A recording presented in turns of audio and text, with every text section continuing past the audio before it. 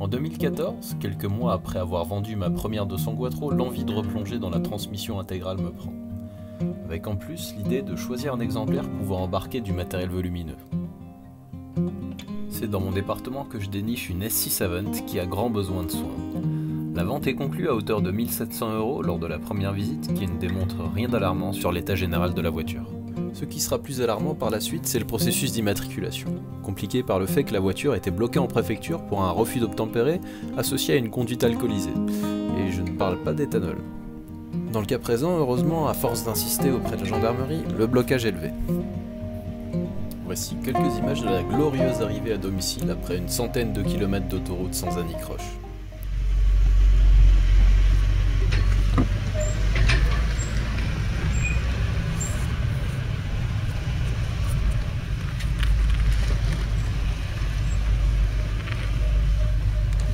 Quelques détails sur ce modèle. Doté d'un V8 4 litres 2 développant 290 chevaux, cette S6 bénéficie de la transmission intégrale, malheureusement associée à une boîte automatique 4 rapports qui a cependant le mérite d'être fiable. Ce V8 propose un fonctionnement très agréable ainsi qu'une sonorité qui m'a agréablement surpris, même avec la ligne d'origine. Je vous laisse apprécier.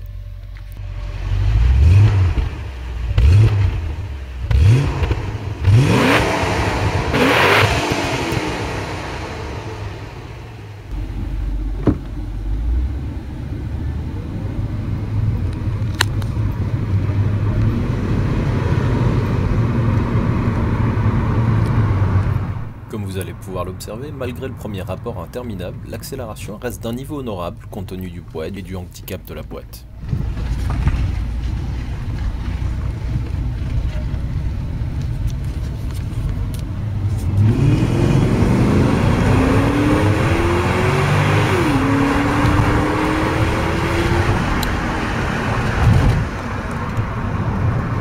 La découverte de la voiture se poursuit avec la partie carrosserie et intérieur.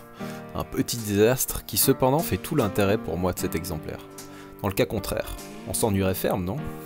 En plus des rayures, coups, des parts de rouille, de la sellerie déchirée, il manque également quelques pièces, comme le double fond du coffre, remplacé par une saillante planche de contreplaqué.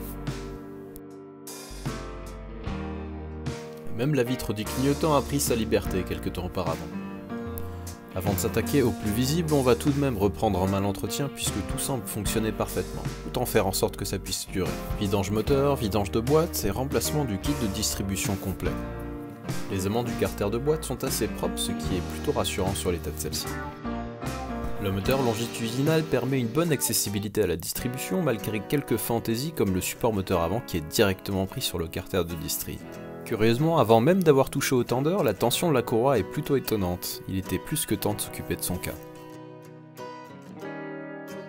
Ceci étant fait, j'en profite pour donner un coup de propre au compartiment moteur. C'est plus agréable à l'œil et surtout moins salissant à travailler dessus.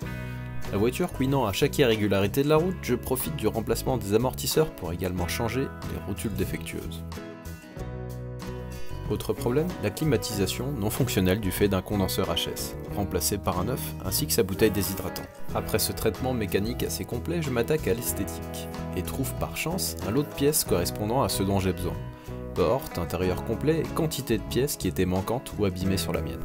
Les éléments de carrosserie récupérés étant noirs, je les repeins à ce que je crois être la bonne teinte. C'est sans compter sur l'approximation de mon fournisseur en la matière.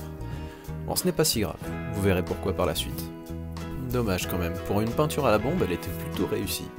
Voici quelques pièces récupérées et installées. Le store pare-soleil, cache-bagages et fond de coffre par exemple. Passons à un plus gros chantier, la rénovation des sièges. Mais seulement après les avoir rehaussés sur les armatures d'origine, celui récupéré n'étant pas compatible car commandé électriquement. Vous pouvez constater son état avancé de dégradation cependant. Et le principal est là, il n'est pas déchiré.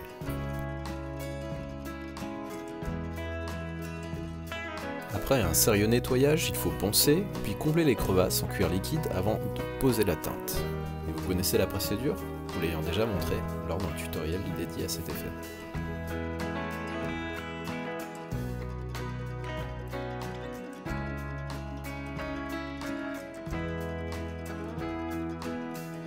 Ceci étant fait, je décide de corriger durablement les éclats du capot. Au programme, mise à nu des zones à risque, zingage à froid, après, pour finir sur la peinture et le vernis. Toujours à la bombe pour le moment. Pour obtenir un résultat parfait, je réalise également une passe de polylustré.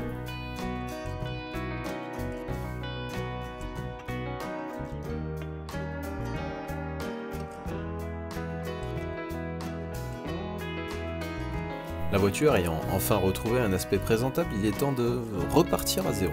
Rassurez-vous, je ne la démonte pas en vue de la mettre en destruction. Je vais plutôt m'essayer à réaliser ma première peinture complète, au pistolet qui plus est. L'occasion de corriger tous les coups et rayures restants sur la voiture.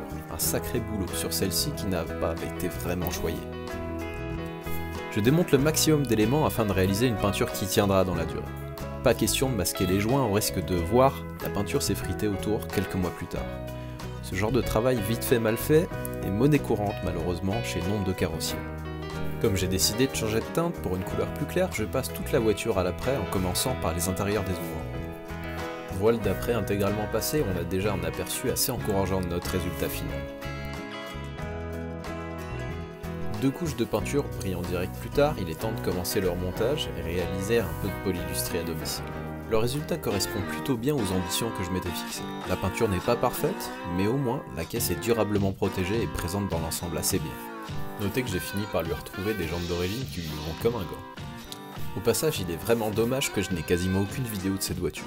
Je m'en excuse auprès de vous, m'efforçant habituellement de vous diffuser plus qu'un diaporama basique.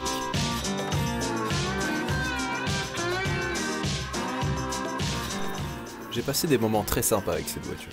Si je devais en mentionner un, ce serait la fois où, avec quelques amis, on s'est mis en tête de rejoindre en pleine nuit une station, en pleine alerte neige, et ce avec plusieurs voitures n'ayant absolument pas vocation à réaliser ce type de trajet.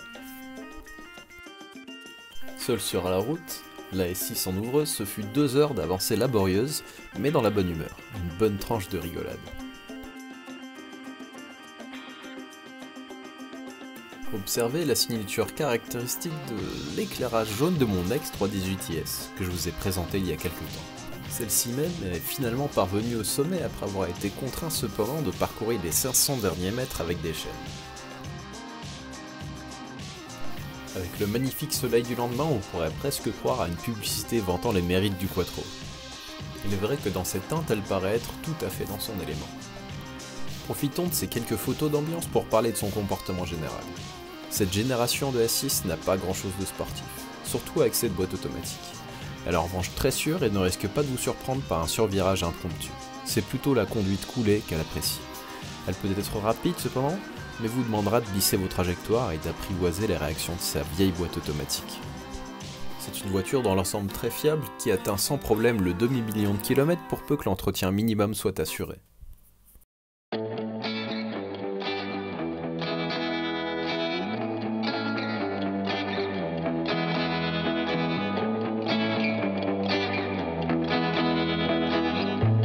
Je l'ai vendue, encore une fois, par envie de goûter à autre chose, mais j'ai apprécié l'avoir comptée dans mon cheptel. Elle complétait à l'époque très bien une 325i, une 328i cabriolet ainsi qu'une M5 E39. Peut-être aura-t-on l'occasion d'en parler plus longuement lors de futurs épisodes. Sur ce, à la prochaine!